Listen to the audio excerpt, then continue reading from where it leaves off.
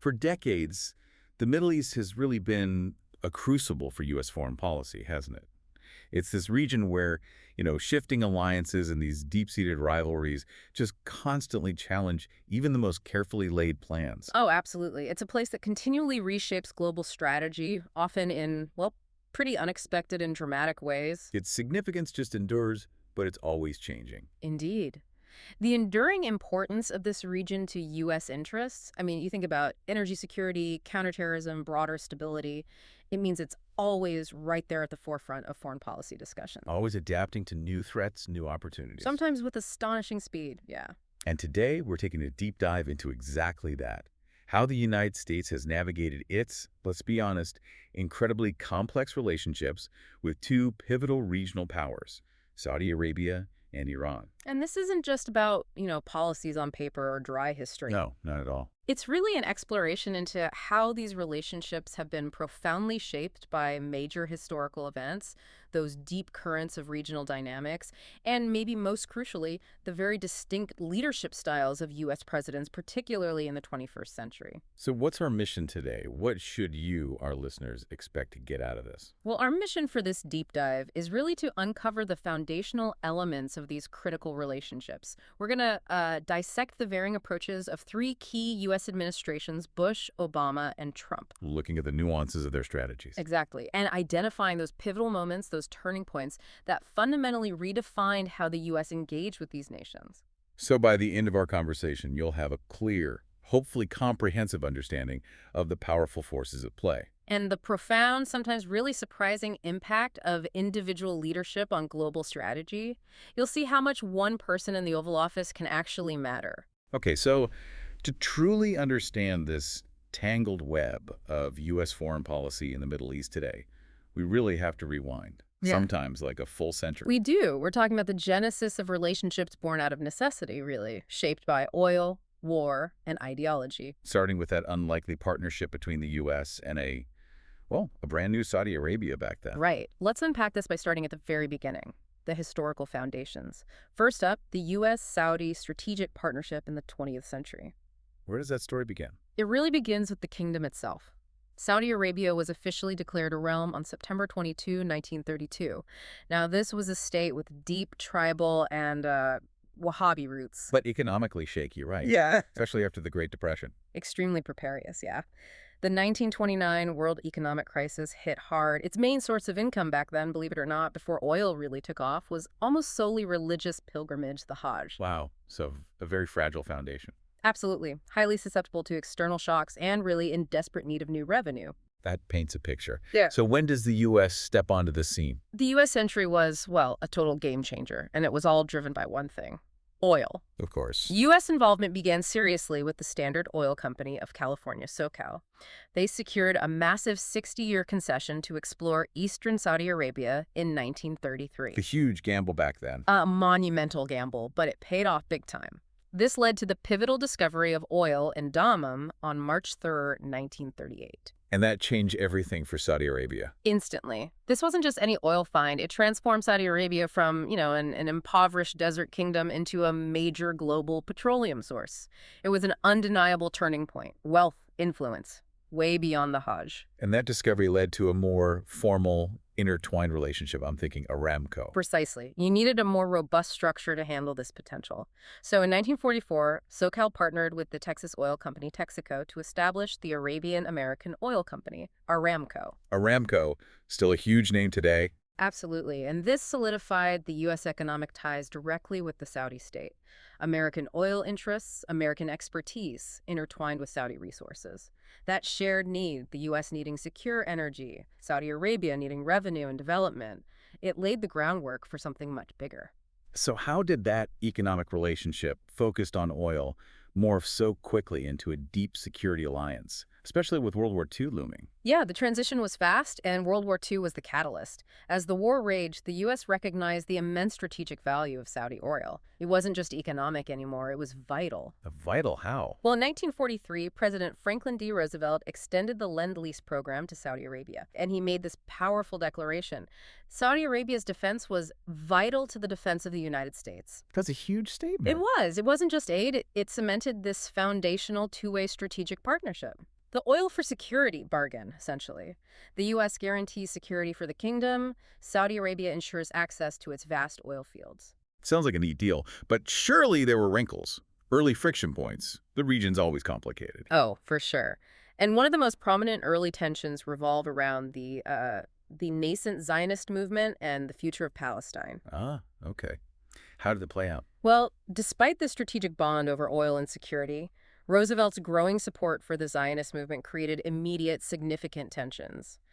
From the Saudi perspective, and really the broader Arab world's view, especially under President Truman, who continued the policy, well, it was seen as a betrayal. The betrayal of what, specifically? Of, perceived disregard for the rights and aspirations of the Arab majority in Palestine.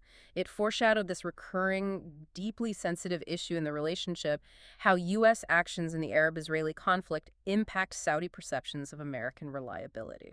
Okay, let's fast forward a bit. Post-World War II, we start hearing about the oil weapon. How did that come about?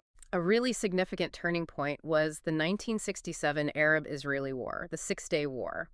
Saudi Arabia was profoundly disappointed with the U.S. response perceived as insufficient support for the Arab states. And that disappointment had consequences. Big ones. It dramatically shifted Saudi foreign policy. The kingdom became a much more vocal leader in pressing for Palestinian rights. And it also, interestingly, kind of transformed its old rivalry with Nasser's Egypt into more of a partnership against a common perceived enemy, Israel. So regional conflicts directly shaping Saudi strategy. Absolutely, and shaping how they viewed the U.S. role. Then came the Nixon Doctrine, the Twin Pillars policy. How did Saudi Arabia fit into that? Right. Announced in '69, Britain was withdrawing its forces east of Suez, creating a vacuum.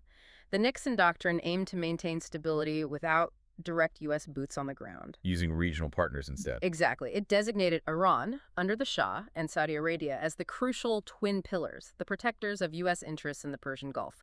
Keep the Soviets out, keep the oil flowing. So Saudi Arabia was one pillar. Yes, leveraging its huge oil reserves and its growing pan-Arab influence. Though it's worth remembering, back then, Iran was often seen as the stronger, more militarily capable pillar in Washington's eyes. Interesting. And then 1973, the oil weapon really gets deployed. It did, with unprecedented force. The 1973 Arab-Israeli War, the Yom Kippur War, led the Arab oil-producing states, mainly through OPEC, to use oil as a foreign policy tool. The embargo. The embargo. Led by Saudi Arabia, again, deeply dissatisfied with U.S. support for Israel. It sent shockwaves through the global economy. Gas lines, soaring prices, you remember? Vividly. And in parallel, Saudi Arabia began nationalizing Aramco's assets, completed by 1980. This wasn't just about money, it was about asserting sovereign control over its vital resource, fundamentally changing the power dynamic. Okay, so fast forward again, the seismic shift of the 1979 Iranian Revolution, then the Gulf Wars. How did these events solidify the U.S.-Saudi partnership into what we basically see today? The '79 revolution in Iran was huge. Its anti-Western revolutionary Islamic ideology created this alarming power vacuum. The Shah, a U.S. ally, was gone. Leaving the U.S. needing a stable partner more than ever. Exactly. And Saudi Arabia, a conservative monarchy facing this new ideological rival right across the Gulf, was pushed even closer to the U.S. Iran was no longer a reliable pillar. And this alignment showed up in other conflicts. Immediately. Look at the Soviet-Afghan War in the 80s. The U.S. and Saudi Arabia collaborated extensively, covertly backing the Mujahideen against the Soviets, a shared strategic interest against a common enemy. Deepening cooperation and trust. Right, setting a precedent. And then came Saddam Hussein's invasion of Kuwait in 1990. That must have been the ultimate test for the alliance. It absolutely was. Iraq invading Kuwait and the direct existential threat that posed to Saudi borders, its oil fields. It was a watershed moment. Prompting Operation Desert Shield. Instantly. Massive defensive deployment, followed by Operation Desert Storm to kick Iraq out of Kuwait. The U.S. didn't hesitate. It firmly declared Saudi independence and integrity as of vital interest to its own national security. Cementing the U.S. role as the ultimate security guarantor. No question. It demonstrated the enduring nature of that oil for security bargain, now facing new threats from aggressive regional states like Iraq. Despite any underlying tensions, when push came to shove on core security, they were locked together. Okay, let's pivot now. The other side of this coin, U.S.-Iran relations. Talk about a transformation from friendship to, well, fervent hostility, all within the 20th century. How did that story begin? Well, formal diplomatic ties actually go way back to 1856. But they were pretty limited, kind of dormant, until World War II brought them closer strategically. What changed that? The relationship really strengthened after the war, particularly when the U.S. backed Iran against Soviet influence in Azerbaijan province in 1946. The U.S. helped pressure the Soviets to withdraw. So initially, the U.S. was seen positively. For a time, yeah. As a supporter of Iranian sovereignty against external threats. But then, 1953, a date that looms large in Iranian memory, the coup. Absolutely. The 1953 coup d'etat is a major, tragic turning point. Its echoes are still felt today. The U.S., along with the U.K., orchestrated the overthrow of Iran's democratically elected Prime Minister Mohammad Mossadegh. Because he nationalized the oil company. That was the trigger. He nationalized the Anglo-Iranian Oil Company. Western powers saw it as a threat to their interests, a dangerous precedent.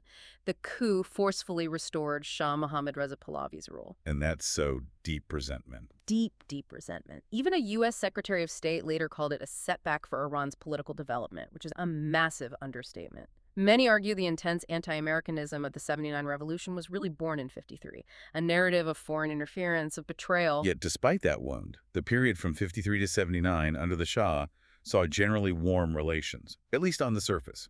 On the surface, yes. Diplomatically, state to state.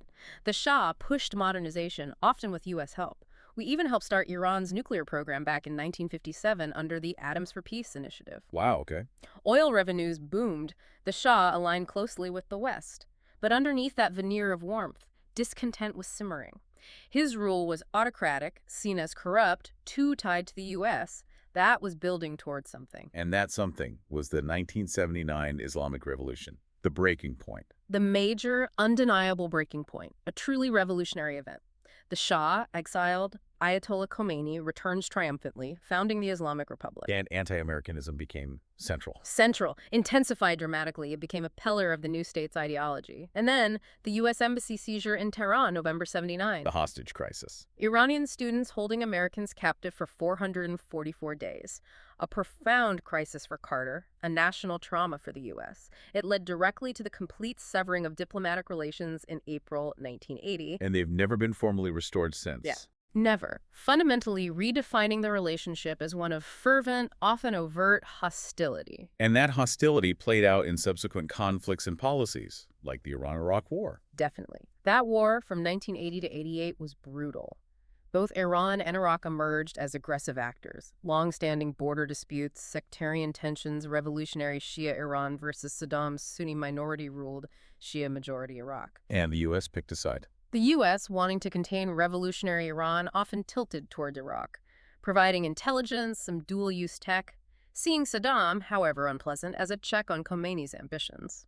Then came the Iran-Contra affair under Reagan, a huge scandal revealing some contradictory policies. A monumental scandal, yeah. Secret U.S. arms sales to Iran, the very country they were supposedly containing, reportedly in exchange for hostages held in Lebanon by pro-Iranian groups. And the money went where? Illegally diverted to Contra rebels in Nicaragua, violating an explicit congressional ban. It exposed deep hypocrisy selling arms despite an embargo, funding rebels despite a prohibition. What did it show about Iran's place in U.S. thinking? It highlighted Iran's persistent, albeit often illicit, presence on the U.S. agenda.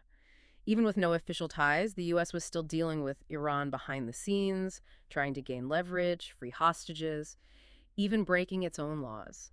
And sanctions became the primary tool after that. Increasingly so. Since January 1984, Iran's economy has faced escalating U.S. sanctions, broadened significantly after 1995, like Executive Order 12957. What was the goal? To cripple Iran's ability to fund its nuclear program, its regional proxies, its military, to deal with its new orientation and behavior, as the U.S. put it, limit capabilities, force policy changes, a strategy that would continue and intensify for decades. Okay, let's move into the 21st century. The foreign policy landscape just irrevocably altered by one event, September 11, 2001. This brings us to the George W. Bush era, the War on Terror. Right, the Bush administration. And it's crucial to remember, before 9/11, President Bush came in with limited foreign policy experience. His initial focus was really domestic. Skeptical of interventionism, more restrained. Exactly. A contrast to Clinton. But then 9/11 happened. And changed absolutely everything overnight. Reshaped priorities, reshaped America's view of the world. It was the pivotal, tragic turning point, the scale of the attacks, and the shocking fact that 15 of the 19 hijackers were Saudi nationals, plus bin Laden, a former Saudi citizen. That connection immediately put the U.S.-Saudi relationship under intense scrutiny, didn't it? Immense public discomfort, yeah. Even as the Saudi government quickly condemned the attacks, it became a profound, immediate issue. And this catastrophe quickly led to the Bush Doctrine. Yeah. What was that exactly? It solidified fast. Articulated in the 2002 National Security Strategy, it defined this large-scale global war on terrorism. But it defined the enemy broadly.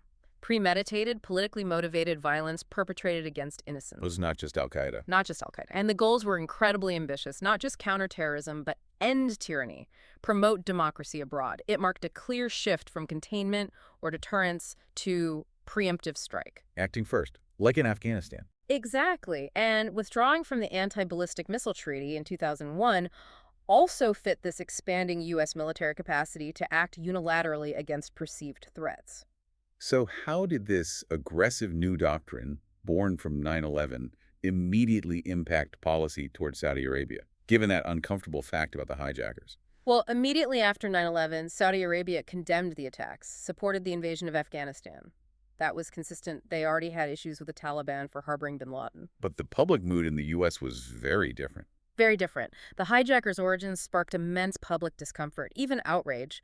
While the Saudi government wasn't directly implicated. The connection was undeniable in the public mind. Exactly. Its complex relationship with Islamic extremism, Wahhabism, past funding for some groups. It exposed them to indirect responsibility in public perception. Think tanks highlighted Saudi Arabia as a source of terrorist financing. That must have created huge pressure on the alliance. Anti-Saudi feeling here, anti-American feeling there. A deeply challenging environment. Amidst this, the kingdom did initiate some internal reforms, curbing extremist financing, some education reform trying to manage the perception. But did the core strategic relationship survive?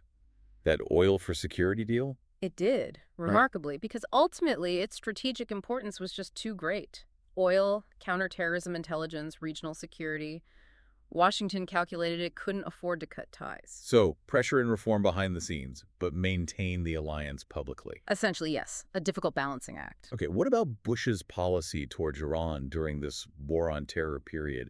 There was that surprising moment of cooperation right after 9/11. There was, yeah. Very briefly, very quietly, Iran, a longtime enemy of the Taliban, condemned 9/11 and actually cooperated a bit with the U.S. during the initial invasion of Afghanistan. Shared intelligence, common interest in beating the Taliban. Potential thaw. It seemed like a possibility, continuing some tentative feelers from the late Clinton era, but it didn't last long. No. Then came the Axis of Evil speech in early 2002. That slammed the door shut pretty hard. Dramatically. In his State of the Union, Bush labeled Iran, along with Iraq and North Korea, as part of this axis of evil, accusing them of backing terror and pursuing WMDs. Ending any chance of cooperation. Instantly. It soured relations completely, signaled a clear, aggressive stance.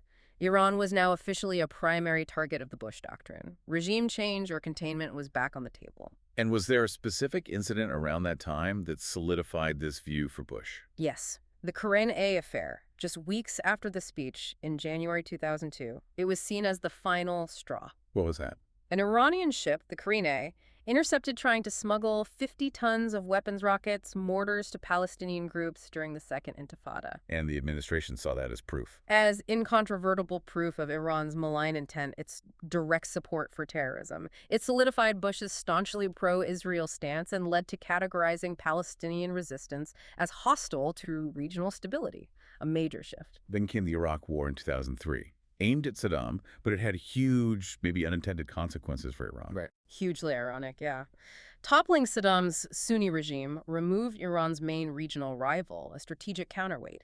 It created this massive power vacuum. Which Iran moved into. Absolutely. The rise of Shia-dominated governance in post-Saddam Iraq allowed Iran to dramatically extend its influence, supporting Shia groups and factions. This created huge, unforeseen problems for the U.S., inadvertently empowering their axis of evil adversary. Reshaping the whole regional balance. Fundamentally, in ways we're still dealing with today. So, facing this growing Iranian influence, what was the U.S. strategy under Bush? Containment? Proactive containment, increasingly through sanctions. Yeah. Executive Order 13382 in 2005, for instance, targeted Iranian military, nuclear, financial entities. Trying to choke off their funding. Exactly. Limit their capabilities, pressure them to change course. A strategy that would become a central feature for future administrations, too.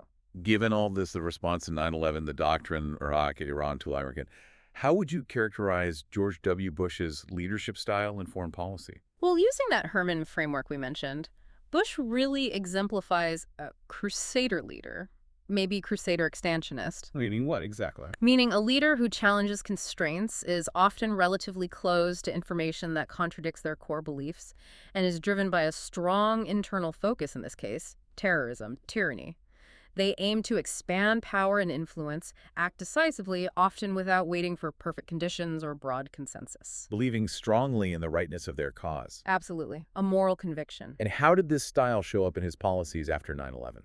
His immediate response to 9/11 is a prime example. He saw it as a problem to solve, famously declaring, "Whether we bring our enemies to justice or bring justice to our enemies, justice will be done." Unwavering resolve. Fueling the global war on terror. Right. And this belief that U.S. power was God-given, with a duty to spread democracy, that underpinned the push for regime change in Afghanistan, Iraq. The Iraq War seems like the ultimate example. It really does.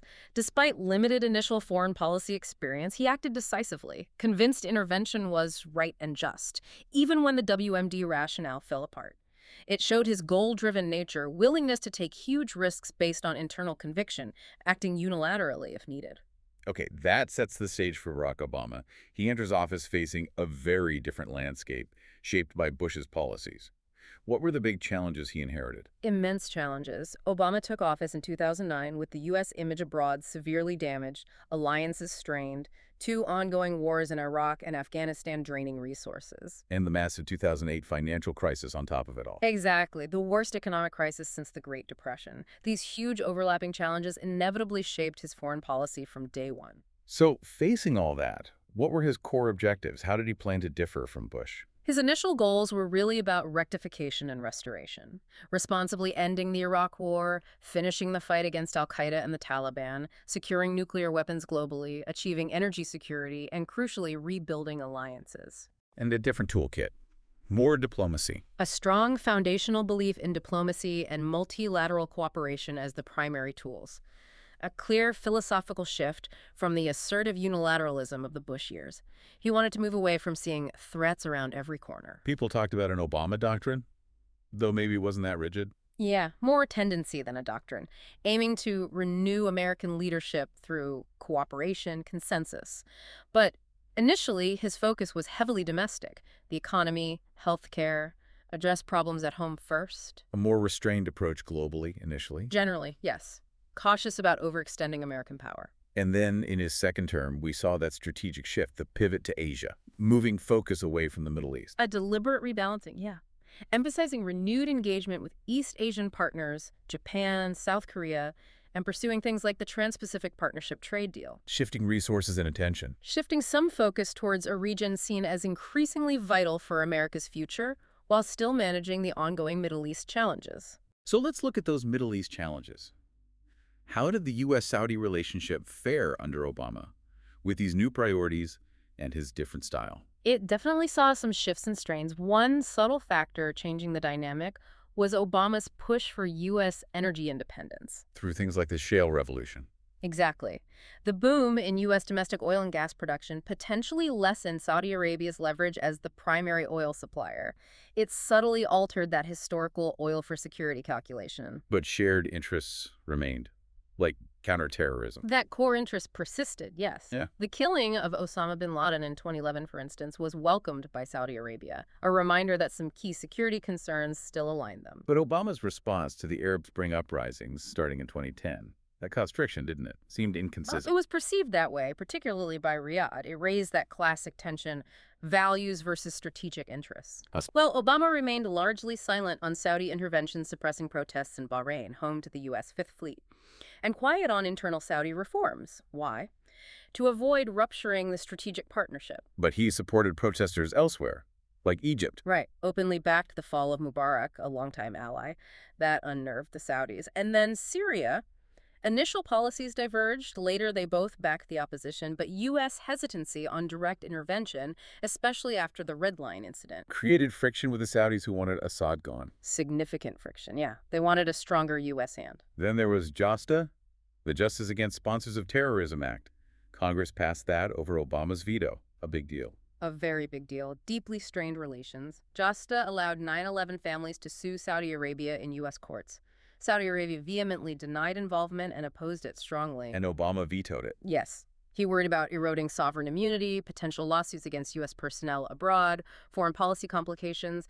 But Congress overrode his veto, his only one. It showed growing domestic pressure influencing foreign policy. So taking all this together, did Saudi Arabia feel kind of neglected or even abandoned during the Obama years, especially with the U.S. reaching out to Iran? That was certainly the perception in Riyadh. A definite cooling of relations, a sense of abandonment. The U.S. diplomatic opening to Iran, culminating in the nuclear deal, was a major factor. Creating a tough balancing act for Obama. Extremely tough. Pursuing diplomacy with Iran, a regional rival, inevitably alienated traditional allies like Saudi Arabia and Israel, who saw Iran as an existential threat needing containment, not engagement. Palpable unease in Riyadh. Okay, let's talk about that engagement with Iran.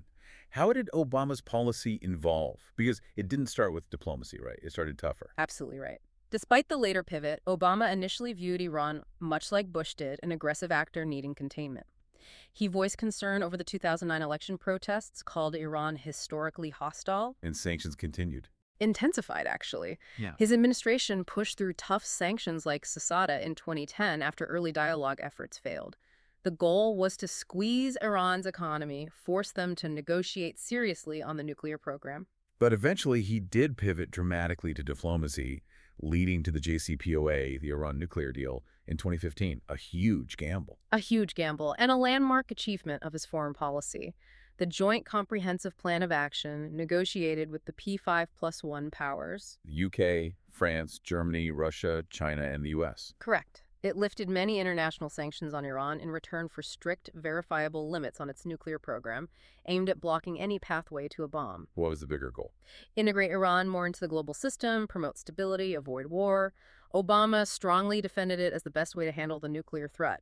Negotiation over conflict. But that deal, even with international backing, caused massive regional waves, especially with U.S. allies. Profound ripples. It immediately strained relations with Israel and Saudi Arabia. They didn't see stability. They saw empowerment for Iran, fearing an expanding Shiite crescent of influence. Putting Obama in that difficult spot again. Exactly. Seeking diplomacy with Iran, even at the cost of alienating traditional allies who wanted a much harder line.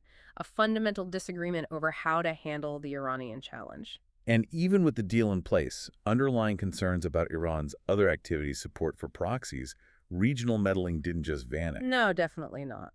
Concerns persisted about Iran's support for groups like Hezbollah, the Houthis, its pursuit of exporting the Islamic Revolution. These actions kept destabilizing neighbors, challenging U.S. policy, showing the limits of the nuclear deal in addressing the entirety of Iran's behavior. So if Bush was a crusader expansionist, how does that Herman framework classify Obama's leadership style, given this emphasis on diplomacy and consensus? The model identifies Obama as an accommodative opportunist. Okay, break that down. Accommodative opportunist. It describes leaders who respect political and international constraints, are highly open to incoming information, diverse viewpoints, and are motivated by a desire for consensus, feedback. They prefer bargaining, negotiation, shared accountability. And might choose an action if broad support isn't there. Exactly. Valuing consensus, avoiding unilateral moves unless absolutely necessary, often pragmatic, collaborative. How did that style show up in his key decisions? Look at the Iraq withdrawal. He carefully stuck to the timeline agreed under Bush. Responsible disengagement, respecting commitments, seeking an orderly transition. And the Arab Spring response is caution there. His nuanced, often cautious approach there fits too. Silence on Bahrain, caution on Syria intervention despite the red line, reflected a preference to avoid costly interventions without consensus, even facing criticism for being naive or a bluffer, prioritizing diplomacy, regional solutions. And the JCPOA, the Iran deal, seems like the ultimate example of that accommodative style. It really is. Extensive multilateral negotiations, complex compromises with global powers, demonstrating openness to information, willingness to engage adversaries, desire to build international consensus, even with strong domestic and allied opposition. It defined his preference for patient, negotiated solutions over force. Okay, that brings us right up to the Donald Trump era, defined by America first and, well, a lot of unpredictability. What was his core foreign policy approach? Such a stark departure. It really was. Trump's core doctrine was rooted in this unapologetic populist nationalism, America first, prioritizing U.S. national interests, often unilaterally, often transactionally. Like withdrawing from TPP, the Paris Agreement. Exactly. Signaling a profound shift away from decades of multilateralism and international cooperation, a rejection of the previous consensus. His communication style was also central, wasn't it? Aggressive, polarizing. Absolutely. His campaign, his presidency, marked by aggressive rhetoric, comments on Saudi Arabia, the Muslim ban, a confrontational style, often via social media, bypassing traditional channels, aiming to disrupt norms. And how did he view alliances and threats, particularly in the Middle East? A different map. A reshuffling, definitely. He initially sought warmer ties with Russia, North Korea challenging orthodoxy, but consistently, unequivocally identified Iran as the primary regional threat. And that drove his strategy. Completely. It drove his efforts to strengthen ties with Arab partners Saudi Arabia, UAE, and Israel, explicitly forming a united front to counter Iran's perceived malign influence, a clear realignment of priorities. Let's dig into Trump and Saudi Arabia. He'd been critical before taking office, but that changed fast. Almost instantly. An immediate, almost theatrical embrace. Despite campaign rhetoric critical of Saudi Arabia, he made the kingdom his very first foreign trip as president. A huge symbolic move. Symbolic and substantive, Yeah. signaling a dramatic shift, prioritizing a transactional security-focused alliance, especially against Iran. And cemented by that massive arms deal announced on that trip. $110 billion. A huge demonstration of commitment, core to his transactional approach. $110 billion immediate, potential for $350 billion over 10 years. Signaled strong support, focus on U.S. jobs. But drew criticism too? Oh yeah. Concerns about the Yemen war, impact on regional stability. Israel worried about its qualitative military edge. But for Trump, the deal was paramount. He also showed some flexibility, or maybe unpredictability, during the Qatar crisis. That's a good example. Initially, when Saudi Arabia and others blockaded Qatar in 2017, Trump sided with them, accusing Qatar of funding extremism. But then shifted. Yeah, his administration later pursued military deals with Qatar, acknowledging its strategic importance, hosting that major U.S. base. Showed a pragmatic flexibility, prioritizing specific U.S. interests in arms sales over rigid alignment in a complex regional fight. What about recognizing Jerusalem as Israel's capital? That must have been a tough pill for Saudi Arabia to swallow. Undoubtedly caused significant disappointment in Riyadh, given their historical support for Palestine. It was a highly pro-Israel move, popular with his base, but ultimately, it didn't break the U.S.-Saudi strategic partnership. Showed the underlying resilience, the shared interest in countering Iran, trumped this issue. Then came the murder of Jamal Khashoggi in 2018. International outrage. How did Trump handle that major crisis for the relationship? This was probably the biggest test. After Khashoggi was murdered by Saudi officials in Turkey, U.S. intelligence pointed to the Crown Prince's involvement. But Trump resisted those findings. Publicly, yes.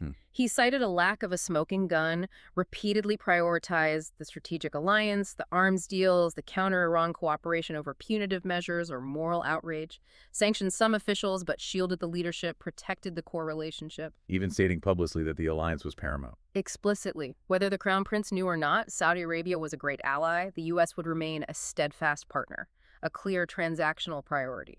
And the Pensacola shooting in 2019, another Saudi national attacker. Similar response. Stirred uncomfortable memories for sure. A Saudi aviation student killed U.S. servicemen. King Salman disavowed him. The FBI linked him to AQAP. But Trump maintained support for Saudi Arabia. Yes. Expelled some Saudi military students, but no major rupture in relations. Again, prioritizing the alliance. So throughout his term, he consistently sided with Saudi Arabia against Iran. Unquestionably. Especially after events like the 2019 attacks on Saudi oil facilities, Trump immediately blamed Iran, despite denials and inconclusive UN reports. But stopped short of military conflict. Carefully avoided direct armed conflict, yeah. Chose instead to escalate sanctions, rally regional partners, kept Saudi Arabia as that crucial ally against his main adversary, Iran. Okay, let's shift fully to Trump and Iran. His policy was defined by that maximum pressure campaign, a complete reversal from Obama. Absolutely. Relentless maximum pressure, viewing Iran as the main regional and international adversary. Every move geared towards isolating, weakening, forcing capitulation. Starting almost immediately with the Muslim ban. Right. Iran was included in that initial travel ban in January 2017. Widely criticized as Islamophobic, it set a confrontational tone from day one. And the biggest move, withdrawing from the JCPOA, the Iran nuclear deal, fulfilling that campaign promise. Perhaps the defining foreign policy action of his presidency. Unilaterally withdrew the U.S. in May 2018. Called it one of the worst deals ever. Supported by Saudi Arabia and Israel. Strongly, but widely criticized by European allies, Russia, China, and Iran. Argued it undermined international agreements, increased proliferation risks. It paved the way for reimposing crippling U.S. sanctions. And this period saw major escalations, bringing the U.S. and Iran close to conflict. Very close. Iran shot down a U.S. drone in 2019. Trump ordered, then aborted, a retaliatory strike, saying sanctions are biting. Attacks on bases in Iraq, hosting U.S. troops, blamed on Iranian proxies. The region was a tinderbox. And then the killing of Qasem Soleimani in January 2020, a massive escalation. Unprecedented. Trump ordered the drone strike that killed Soleimani, the powerful head of the IRGC Quds Force in Baghdad. The U.S. blamed him for attacks on Americans. What was the goal? Cripple Iranian influence, deter future attacks, protect partners. Hugely risky. Iran retaliated with missile strikes on Iraqi bases, housing U.S. troops. Luckily, no U.S. fatalities due to warnings. Both sides pulled back from all-out war, but it was incredibly tense. Even during the COVID-19 pandemic, that maximum pressure didn't let up. Sanctions remained. Yes. Despite international calls for humanitarian relief, the Trump administration maintained, even intensified sanctions. Iran accused the U.S. of exacerbating its health crisis, showed the uncompromising nature of the strategy, prioritizing policy goals over humanitarian concerns. So how do we classify Trump's leadership style using that same framework? Similar to Bush. The analysis categorizes Trump as an expansionist crusader, sharing significant similarities with George W. Bush. Meaning closed to contrary information, challenging constraints, driven by an internal focus. Exactly. Driven by that internal problem focus, dismantling perceived unfair deals, reasserting U.S. dominance, aiming to expand power, viewing statecraft almost like a business deal, under budget and ahead of schedule, as he put it. Make America great again, as that driving cause. Perfectly encapsulates it. Not just a slogan, but the core driver. Every decision aimed at asserting U.S. power, often unilaterally, convinced he knew what is best for all concerned. His response to the Khashoggi killing fits this model too, prioritizing the alliance above all. It does. Rejecting intelligence findings, challenging political constraints, remaining closed to information, contradicting his core objective of maintaining the Saudi alliance against Iran. Unwavering commitment to his chosen path. And the JCPOA withdrawal, a clear crusader move. Prime example. Acting decisively, unilaterally, to solve a perceived problem, Iran's empowerment. The deal's flaws, aiming to increase U.S. leverage immediately without seeking consensus. Providing his own very persuasive rationale, trusting his internal convictions. So wrapping this all up, reflecting on these deep dives, it's striking, isn't it?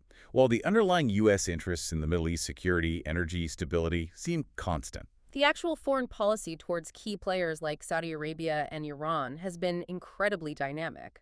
Heavily, sometimes dramatically, influenced by who's sitting in the Oval Office. Yeah, we've seen that sharp contrast.